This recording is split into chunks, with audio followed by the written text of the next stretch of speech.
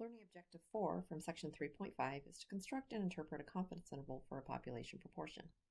In 2017, the Gallup poll surveyed 1,000 adults aged 15 years or older in 147 countries worldwide and asked if they had done or learned something interesting the previous day. 460 of those surveyed said they had done or learned something interesting the previous day.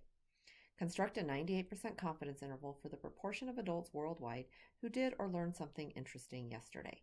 Round to the nearest thousands. We're going to compute this using GeoGebra. I've opened up the probability calculator and I clicked on the statistics tab. In the drop-down menu, I am going to select a z-estimate of a proportion. You'll notice that the first several procedures are hypothesis tests, and then we have these estimates. Estimate is another way of saying that what we're doing in a confidence interval. We're estimating the proportion. We're going to use the z-estimate of a proportion. I need to enter the confidence level. They asked for a 98% confidence interval, so I'm going to enter 0.98. Successes is the number of individuals in the sample who had the characteristic I'm interested in, which was doing or learning something interesting the previous day. There were 460 of those in our sample. And n is the sample size, which was 1,000.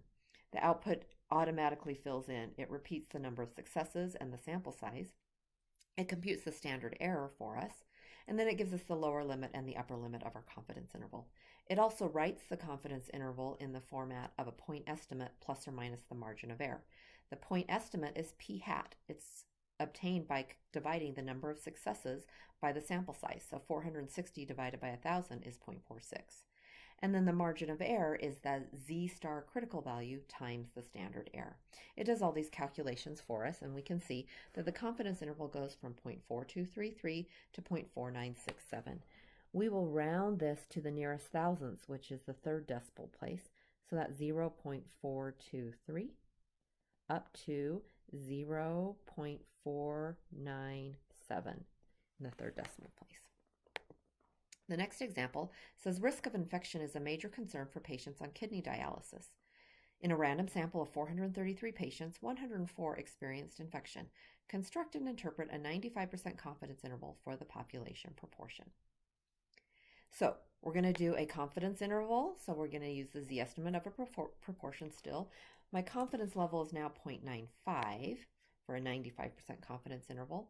And I had 104 patients who experienced infection out of 433 in my sample, and now I can see that my interval goes from 0.1999 to 0.2804.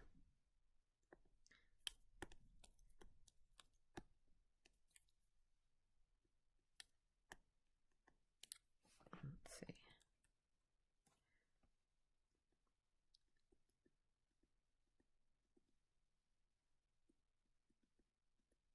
There we go. I'm going to just leave all 4 decimal places right now because I'm not given any rounding instructions. The way that you interpret the confidence interval is to talk about how confident we are that the interval captures the true parameter. So let me add in the interpretation. We can talk about it.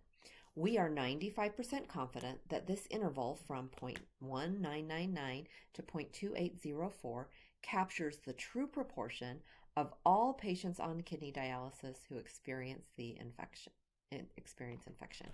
So the parameter that we're interested in is the population proportion who possess the characteristic that we're interested in. So the true proportion of all patients on kidney dialysis who experience infection. We're 95% confident that this interval captures that value.